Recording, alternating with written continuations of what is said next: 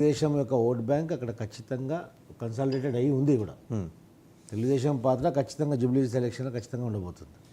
రేపు 9వ తారీఖు బంగారుపాళ్యానికి మళ్ళీ వెళ్తున్నారు మాజీ ముఖ్యమంత్రి జగన్మోహన్ రెడ్డి గారు. మీ భాషలో పులివెందుల ఎమ్మెల్యే ఆయన అక్కడికి వెళ్తున్నారు. సో ఇప్పటివరకు మీరు ఆరోపిస్తూ వస్తున్నది ఏంటంటే ఆయన ఎక్కడికి వెళ్ళినా ఒక 15,000 మందిని ఎంటేసుకుని వెళ్తున్నారు అసాంఘిక శక్తులని. అక్కడికి కూడా ఎంటేసుకునే ఒక పక్క మళ్ళీ ఆయనకు ప్రాణహాని ఉన్నట్టు కేంద్ర ఇంటెలిజెన్స్ నుంచి సమాచారం ఉంది. సో కొంచెం అప్రమత్తంగా ఉండాలి. ఇప్పుడు రెండు రకాలు, ఒకటి ఆయన బాధ్యత తీసుకోవాలి, రెండు ప్రభుత్వం కూడా బాధ్యత తీసుకోవాలి. మీరా హెలిప్యాడ్లకు పర్మిషన్ ఇయ్యరు, ఆయన రోడ్డెంబడి పోతాడు, ఆ చేలగట్లంబడి పరిగెత్తుతూ బైకుల మీద పాక్కుంటూ ఇలా వచ్చి 15,000 మంది వచ్చేస్తున్నారు. ఈరోజు మామిడి రైతుల సమస్య మీద ఆయన కదిలిన తర్వాత మీరు ఒక రేటు ఫిక్స్ చేసి మాట్లాడారు. పక్కన పొరుగున కర్ణాటకలో మీరు చూడండి, ఇక్కడ 12 రూపాయలు అంటే అక్కడ 16 రూపాయలు కొంటున్నారు. ఎలా మీరు జస్టిఫై చేసుకుంటారండి? అంటే ఆయన కదిలితే కానీ మీరు సమస్యలు పరిష్కరించరా? ఇక్కడ ఏంటంటే సార్, ఒకరు కదిలితే ఒకరు చేస్తామని కాదు. ఇక్కడ ప్రభుత్వం పూర్తి బాధ్యతతో ప్రభుత్వం ఇక్కడ నడుస్తుంది. ఇక్కడ ఎందుకంటే మా రెస్పాన్సిబిలిటీ ఏంటనేది ఖచ్చితంగా తెలుసు. రాష్ట్ర ప్రజలకు కూడా మా మీద నమ్మకం ఉంది. ముఖ్యమంత్రి గారు ఏమన్నారు తెలుసా, పంట దిగుబడి పెరిగేసరికి రేటు తగ్గిందన్నారు. దట్స్ నాట్ ద అంటే దీంట్లో కొంచెం ఏంటంటే మార్కెట్లో ఉన్నటువంటి డీలర్స్ వాళ్ళందరికీ కూడా కొంచెం ఇంపార్టెన్స్, దాంట్లో ప్రాధాన్యత ఉంటుంది, ఇన్వాల్వ్మెంట్ ఉంటుంది. ఎందుకంటే ఒక రాష్ట్రానికి ఇంకో రాష్ట్రానికి రేటు వ్యత్యాసం అనేది కొద్ది గొప్ప ఉంటుంది, కానీ చాలా డిఫరెన్స్ అయితే లేదు. 1-2 రూపీస్ అనేది 2 రూపాయలకు అమ్మారండి పాపం మామిడి రైతులు. నిజమే. అక్కడిక్కడ ఒక రాష్ట్రానికి కూలిపోతే ఏదైనా కానీ ఏ పంట అయినా కానీ ఒక రాష్ట్రానికి ఇంకో రాష్ట్రానికి 1-2 రూపీస్ కొద్దిగా వ్యత్యాసం ఉండడం సాధారణం. అది ఇంకోటి మీరు చెప్పినట్టు జగన్మోహన్ రెడ్డికి మేము సెక్యూరిటీ కల్పించట్లేదు, జగన్మోహన్ రెడ్డి ఎక్కడ వస్తే 1,000 మందిని తీసుకొస్తున్నారు అని చెప్పి మీరు కల్పించట్లేదు అంటలా. ఆయనకి హెలిప్యాడ్ ప్రజాస్వామ్యంగా బద్ధంగా మేము పరిపాలించడం మా యొక్క చరిత్ర ఖచ్చితంగా అందరికి తెలుసు కూడా. ఒకవేళ మేము అదే అలాగే అనుకుంటే, గతంలో జగన్మోహన్ రెడ్డి ప్రతిపక్ష నాయకుడిగా ఉన్నప్పుడు ప్లీజ్ అని తిరిగే అవకాశం ఉండకపోయేది. ఆయన చేసినటువంటి పాదయాత్ర అందరికి కూడా ఏ చిన్న అవాంఛనీయ సంఘటన జరగకుండా మేము సెక్యూరిటీ కల్పించాం. ఎందుకంటే ఒక ప్రతిపక్ష నాయకుడిగా ఉన్నాడు, ప్రతిపక్ష నాయకుడికి ప్రజల్లో కలిసే అవకాశం, హక్కు ఉంది కాబట్టి మేము ప్రజాస్వామ్యాన్ని నమ్మేవాళ్ళం కాబట్టి ఆ రోజు కల్పించాం.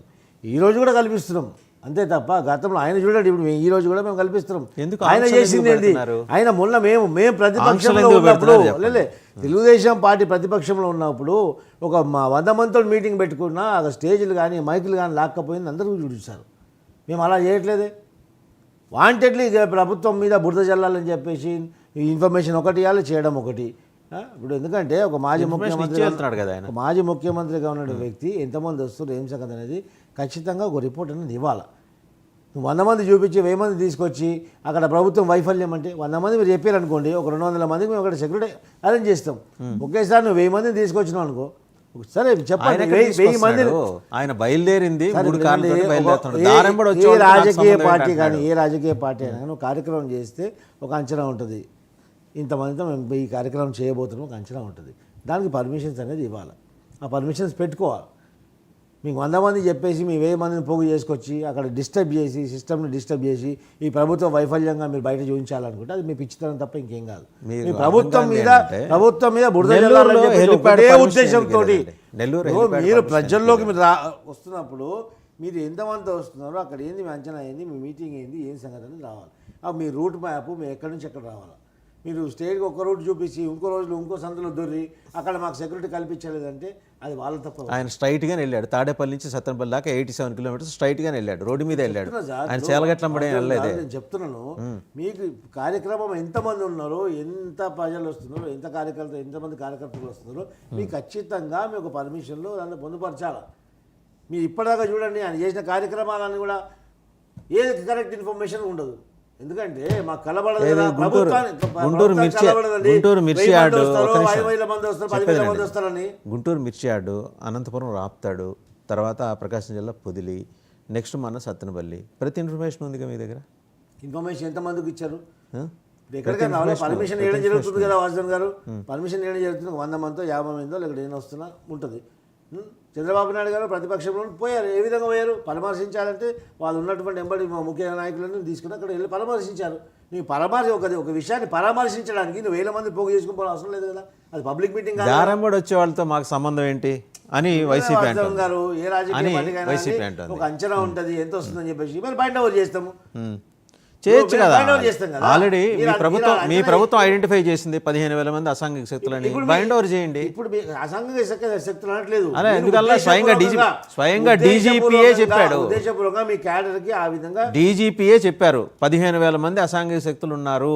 ఆయన పర్యటనలో అలజడి సృష్టించడానికి వీళ్ళందరూ ఆయన ఎక్కడికి వెళ్తే అక్కడికి వస్తున్నారని ఇంతలో నివేదిక ఇచ్చాడు. మీకు తెలీదా? అది ఏం చెప్తున్నారు? ఉద్దేశపూర్వకంగా పిలుచుకుంటుంది కానీ వాళ్ళ కార్యకర్తలే, వాళ్ళు ఇంకెవరు కాదు.